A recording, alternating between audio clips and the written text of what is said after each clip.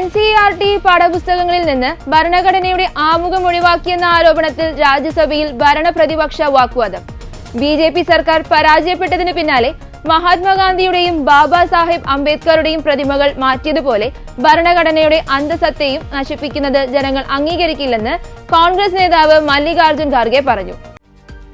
NCERT പാഠപുസ്തകത്തിൽ നിന്ന് ആമുഖം ഒഴിവാക്കിയിട്ടില്ലെന്നും ദേശീയഗാനവും മൗലികാവകാശവും മൗലിക ഉത്തരവാദിത്വവും അടക്കം ഉൾപ്പെടുത്തിയിട്ടുണ്ടെന്നും ഭരണഘടന സംരക്ഷിക്കാൻ സർക്കാർ പ്രതിജ്ഞാബദ്ധരാണെന്നും സഭാ നേതാക്കളും കേന്ദ്ര ആരോഗ്യമന്ത്രിയുമായ JP നഡ്ഡയും പ്രതികരിച്ചു.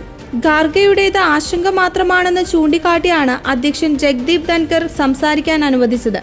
പാഠ്യപദ്ധതിയിൽ കൃത്രിമം കാണിച്ച് RSSും BJPയും തങ്ങളുടെ വർഗീയ പ്രത്യയശാസ്ത്രം ജനങ്ങളുടെ മേൽ അടിച്ചേൽപ്പിക്കാൻ ശ്രമിക്കുകയാണെന്നും NCERTയുടെ നടപടി ശരിയല്ലെന്നും ഖാർഗെ കൂട്ടിച്ചേർത്തു. പാഠപുസ്തകത്തിലെ മാറ്റങ്ങൾ കണ്ടിട്ടില്ലെങ്കിലും ഭരണഘടനയെ മാറ്റുന്ന പ്രശ്നമില്ലെന്ന് നഡ്ഡ തിരിച്ചടിച്ചു. ശൂന്യവേളയ്ക്ക് ശേഷമാണ് മന്ത്രി പ്രധാൻ ഖാർഗെയ്ക്ക് മറുപടി നൽകിയത്.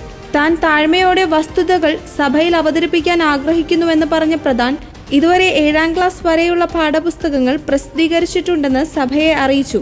പണ്ട് ആമുഖമുണ്ടായിരുന്നു എന്നാണ് പ്രതിപക്ഷ നേതാവ് പറയുന്നത്.